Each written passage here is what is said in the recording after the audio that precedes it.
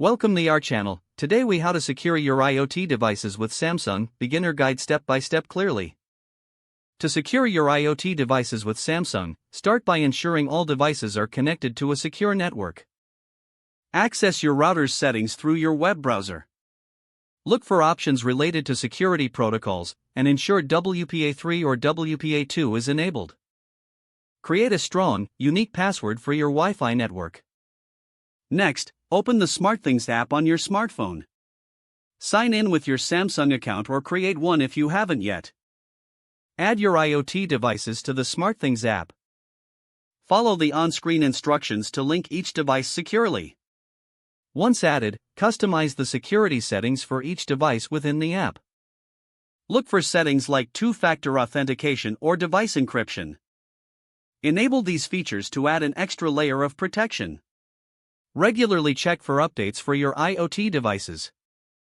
Install any firmware updates available through the SmartThings app. Consider disabling features that allow remote access, unless absolutely necessary. Monitor your connected devices for any unusual activity. Set alerts within the SmartThings app to notify you of any unauthorized access. Be cautious with third-party applications. Use only trusted apps that are recommended by Samsung. Finally, educate yourself about IoT security best practices to stay informed and protected. If the page does not load, refresh the browser or try again in a private or incognito window. Make sure you are using the correct email address, then retype it carefully to avoid small typos. If your password is not accepted, use the reset option and create a new strong password you can remember. Check your spam folder for verification or security emails, then complete any requested confirmation steps. Enable two-factor authentication if available to improve account security and reduce unauthorized access risk. After signing in, review your profile details so your contact information and settings are accurate and current.